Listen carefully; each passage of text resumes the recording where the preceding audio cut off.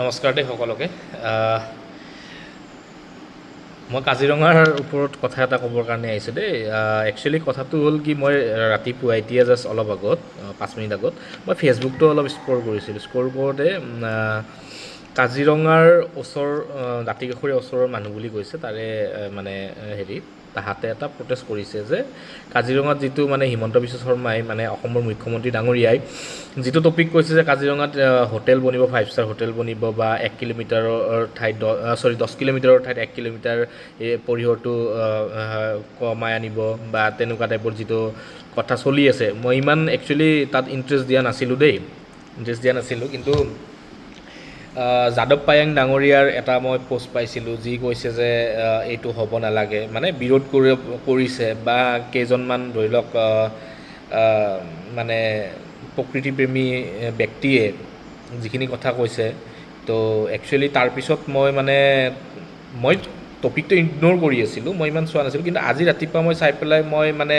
অলপ নিজকে ভাবিলোঁ, আৰু তাৰ পিছত মই এই ভিডিঅ'টো বনাই মই মানে মোৰ দৃষ্টিভংগীটো মই প্ৰকাশ কৰিব বিচাৰিছোঁ। একচুৱেলি কথাটো কেনেকুৱা জানে, আচলতে কথাটো হ'ল আমি এই যে আজি ভুগি আছোঁ ন, শিৱসাগৰত যিটো ভুগিলোঁ, বানপানী হৈছে গুৱাহাটীত আগতে আজিৰ পৰা 5 বছৰ বা 10 বছৰ আগত পাৰ্টিকুলাৰ কেইটামান নাম আমি শুনিছিলোঁ, নবীন নগৰত হৈছে, অনিল নগৰত হৈছে, তেনেকুৱা টাইপত আমি শুনিছিলোঁ পাৰ্টিকুলাৰ, যে তাকো বানপানী কেতিয়া অত্যাধিক বৰষুণৰ ফলত হয় তেনেকুৱা, ঠিক আছে, বা যোৰাবাটৰ বানপানীৰ ক্ষেত্ৰৰ কথাটো মানে ঠিক আছে। কিন্তু আজিৰ ডেটত এজাক বৰষুণ হ'লেই গোটেই গুৱাহাটীৰ যিবিলাক অঞ্চলত এটা সময়ত বানপানীৰ নামেই শুনা নাছিলোঁ, সেইবিলাক জেগাতো বানপানী, কৃত্ৰিম বানপানী, যোৰাবাটত বানপানী। এইবাৰ শিৱসাগৰৰ ৰাইজে দেখিবলৈ পালে শিৱসাগৰত কেনেকুৱা এটা পৰিস্থিতিৰ সৃষ্টি হ'ল, অসমত বানপানী হয়, অসমত বানপানী সঁচাকৈ হয়, কাৰণ অসমৰ ল'লেণ্ড এৰিয়া বা অসমত মানে ব্ৰহ্মপুত্ৰখন ডাঙৰ এখন নদী, যি মানে অভাৰফ্ল' হৈ যায়, তেনেকুৱা হয়, বানপানী হয়, ছিজনত হৈ আছে। কিন্তু এইবাৰ যিটো পৰিস্থিতি হ'ল বা প্ৰতি বছৰে যিটো মানে এক্সট্ৰিমতকৈ এক্সট্ৰিম হৈ গৈ আছে, আজি শিৱসাগৰত যিটো বানপানী হৈছে সেনেকুৱা হয়তো অসমত কোনো বছৰে হোৱা নাছিলে। শিৱসাগৰটো আশাই কৰা নাছিলে, নাজিৰা, শিৱসাগৰ যিবিলাক জেগাত বানপানী হৈছে আশাই কৰা নাছিলে ন, কিন্তু হ'ল ন বানপানীটো। কিয় হৈছে একচুৱেলি গম পায়নে? প্ৰকৃতিৰ ওপৰত কৰি থকা আমি অমানৱীয় অত্যাচাৰবিলাকৰ কাৰণে হৈছে। পৃথিৱীখন অকল মানুহৰ কাৰণে নহয়, কিন্তু এইটো কথা সদায় মনত ৰাখিব। আমি নিজকে কওঁ ন, আমি জীৱশ্ৰেষ্ঠ, আমি কাৰণ শিক্ষা আছে, আমাৰ হেৰি আছে, মানে আমাৰ মগজুই আমাৰ চিন্তা কৰিব পাৰে। একচুৱেলি এনেকুৱা চিন্তা কৰিব পৰা মগজুৰ কি কাম, যদি আমি নিজৰ প্ৰকৃতিখনকে আমি ধ্বংস কৰি আছোঁ। আজি আপুনি অৰণ্যত যাওক বা কিছুমান জেগাত যাওক, তাতে লেতেৰা কৰা, আমি যাওঁ ন, পিকনিক খাব যাওঁ বা আমি ফুৰিবলৈ যাওঁ ন, তো লেতেৰা আমি কৰোঁ, কিন্তু মানুহে কৰোঁ, জীৱ জন্তুখিনিয়ে নকৰে। তো প্ৰকৃতিখন তেখেতসকলে সুৰক্ষা কৰি আছে, জীৱ জন্তুখিনি যিখিনি তাহাঁতে তাতে বসবাস কৰি আছে, তাহাঁতেতো একো হেৰি কৰা নাই। আজি প্ৰকৃতিক আমি এনেকুৱা চৰম অত্যাচাৰ কৰিছোঁ, যাৰ কাৰণে আজি প্ৰকৃতি আমাৰ পৰা প্ৰতিশোধ লৈ আছে। কিন্তু এই কথাষাৰ মনত ৰাখিব, প্ৰতিশোধ লৈ আছে, আৰু তাৰ কাৰণে ভুগি আছে আমাৰ মানুহে। আজি এই যি কাজিৰঙাৰ কাৰণে মানুহখিনিয়ে প্ৰটেষ্ট কৰিছে যে কাজিৰঙাত সেইটো হ'ব লাগে, 10 কিলোমিটাৰৰ সলনি 1 কিলোমিটাৰ হ'ব লাগে বুলি প্ৰটেষ্ট, হিমন্ত বিশ্বৰ কথাখিনিক মানে মাননীয় মুখ্যমন্ত্ৰীৰ কথাখিনিত মানে তেখেতসকলে সমৰ্থন জনাইছে। কিন্তু তেখেতসকলে এটা কথা ভাবি চাওক, বা মুখ্যমন্ত্ৰী ডাঙৰীয়া এটা কথা ভাবি চাওক। মুখ্যমন্ত্ৰী ডাঙৰীয়া এটা পইণ্ট কৈছে যে কাজিৰঙাত যদি মানে 5 ষ্টাৰ হোটেলখন হয়, তেতিয়াহ'লে টুৰিষ্ট বাঢ়িলে তাতে যিখিনি হাতী চাফাৰী কৰে, জীপ চাফাৰী কৰে, সেইবিলাক মানুহৰ ইনকামটোও বাঢ়িব। ওচৰ চুবুৰীয়া মানুহখিনিৰ ধৰি লওক দোকান পোহাৰ আছে, ইনকামটো বাঢ়িব।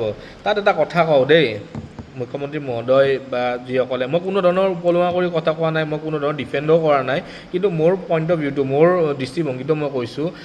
আজি যিখিনি মানুহ হাতী চাফাৰী, টুৰিষ্ট চাফাৰী কৰি আছে, সেইখিনি মানুহে এটলিষ্ট ইনকামটো পাই আছে ন, ইনকাম কৰি আছে ন, হাতী চাফাৰী কৰি যিটো ইনকাম হয় তেখেতসকলে কৰি আছে, ঠিক আছে, কৰি আছে। টুৰিষ্ট যিটো লেভেলত আহি আছে, টুৰিষ্টখিনিয়ে কাজিৰঙাত 5 ষ্টাৰ হোটেলখন নথকা কাৰণে নহাকৈ থকা নাই, কিন্তু আহি আছে। গুৱাহাটীত হওক বা তাৰ কাজিৰঙা দাঁতিকাষৰীয়া অঞ্চলবিলাকত যিখিনি হোটেলছ আছে, তাতে থাকি পেলাই টুৰিষ্টখিনি, তাৰ কাৰণে যি এক্সট্ৰা টুৰিষ্ট আহিব বুলি কৈছে, ঠিক আছে আহিব, ইনকাম যিখিনি মানুহে কৰি আছে সেইখিনি মানুহ বা তাৰ লগত আৰু 1 বা 2% মানুহৰ এটা ইনকামটো বাঢ়িব, নিবনুৱা সমস্যা কমিব 1 বা 2% মানুহৰ।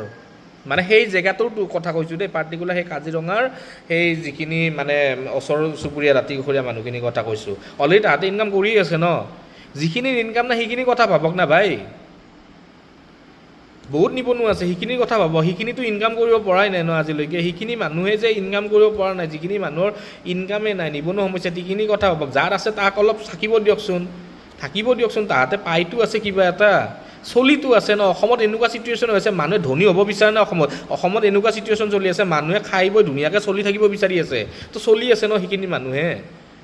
মই সেইখিনি মানুহক হেৰি কৰি কোৱা নাই, তাহাঁতৰ ইনকাম বাঢ়িব লাগে, মই সেইটো কৈছোঁ। কিন্তু কথাটো হ'ল কি, 5 ষ্টাৰ হোটেলখন অহাৰ লগে লগে কাজিৰঙাৰ যিটো ভৌগোলিক বৈষম্য বা বৈচিত্ৰ্য বা কাজিৰঙাৰ যিটো হেৰি, সেই বস্তুটো কিন্তু নোহোৱা হ'ব।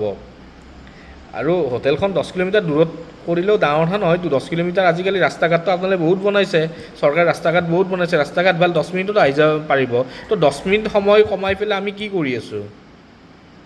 কথাটো ভাবিছে, প্ৰকৃতিৰ ওপৰত অত্যাচাৰ আমি কৰি আছোঁ দেই। আজি পাহাৰ কাটি, আজিৰ পৰা আপোনালোকে গুগল মেপত চাব, মানুহখিনি, মই সকলোকে কৈছোঁ দেই, চৰকাৰৰ কথাত ভুল গ'লে নহ'ব, মানুহখিনিক কৈছোঁ, আপোনালোকে গুগল মেপ চাব বা যি হওক যেনেকৈ চাব, আপোনালোকে নিজে বসবাস কৰি থকা ঠাইখন, যোনখিনি পাহাৰীয়া বা নদী কাষৰীয়া অঞ্চলৰ মানুহ থাকে, তেখেতসকলে নিজে বসবাস কৰা ঠাইখিনি চাই লওক। আজিৰ পৰা 5 বছৰ আগত কি আছিলে, 5 বছৰ পিছত কি হৈছে? গোটেই কাটি, গছ গছনি কাটি তহিলং কৰি দিছে। অসমত কয়লা নাই বুলি কৈছে ন, অসমত কয়লা নাই, কিন্তু লিডুত কিয় চলি আছে নহ'লে? আমি সমাজ বিজ্ঞান এনেই পঢ়িছিলোঁ, যাওক বাৰু, বৰ্তমান নোহোৱা হ'ব পাৰে, শেষ হৈ যাব পাৰে, ডাঙৰ কথা নহয়, বাট আছিলে, অসমত কয়লা আছে বা যি হওক। প্ৰকৃতিক আমি আল্টিমেটলি কি কৰিছোঁ? পাহাৰ কাটি কাটি কাটি ধ্বংস কৰি দিছোঁ, মেঘালয় পাহাৰ কাটি ধ্বংস কৰি দিছোঁ, জৰাবাটৰ পাহাৰ কাটি ধ্বংস কৰিছোঁ। পানী হ'বই, ক'ৰ পৰা নহ'ব?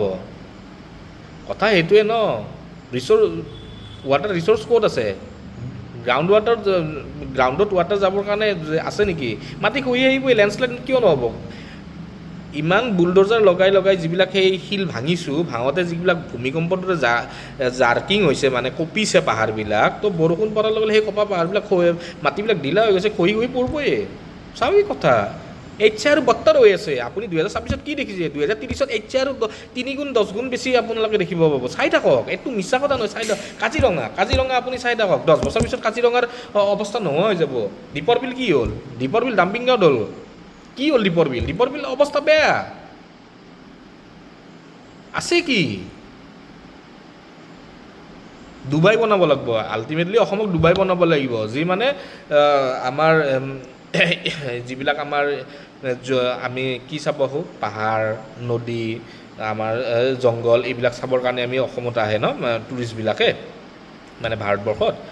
ডুবাইত কি চাব যায়? বিল্ডিং চাব যায়, কংক্ৰিট চাব যায়। তো ডুবাই বনাওক নহ'লে। কিন্তু কথাটো হ'ল কি, আমাৰ অসমীয়াই যদি ব্যৱসায় কৰিল হয়, মই তাত ক'ব লগা নাছিলে। প্ৰথম কথা, কাজিৰঙাত 5 ষ্টাৰখন অসমীয়া, খাটি অসমীয়া, খিলঞ্জীয়া অসমীয়া যিটো শব্দ সদায় মুখত চলি থাকে ন চবৰে মুখত, তাহাঁতে যদি কৰিলে হয় মোৰ ক'ব লগা নাই। কিন্তু কৰিব কোনি জানেনে? 5 ষ্টাৰ বনাব পৰা আমাৰ অসমীয়াৰ অকাদ নাই, কাৰণ আমাৰ সিমানখিনি সামৰ্থ্যই নাই। আহিব বাহিৰৰ পৰা বনিয়া, আহি পেলাই কি কৰিব? বনাই পেলাই আমাৰ যিখিনি মানুহ তাতে ন ডাউট তাতে ইনকাম কৰিবৰ কাৰণে আমাক কি দিব? সংস্থাপন দিব নিদিয়া নহয়। কি জানেনে? ৱেটাৰ, এই বস্তু লাগে আনি দিয়া, কিবা কৰা।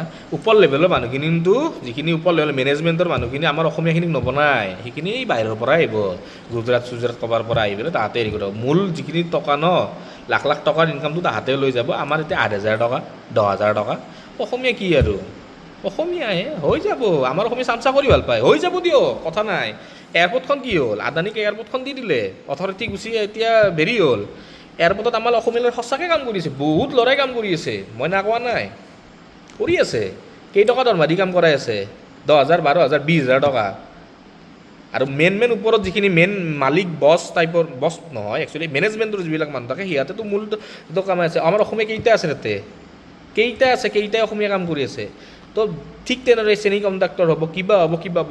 ন' ডাউট ইণ্ডাষ্ট্ৰী লাগে, ইণ্ডাষ্ট্ৰী আহিছে, ভাল কথা। কিন্তু আমাৰ অসমীয়াৰ কাৰণে সেই আসনখিনি নাই। চৰকাৰী চাকৰি অসমীয়াই কিয় বিচাৰি থাকে জানে? কাৰণ নিবনুৱা সমস্যা বহুত আছে।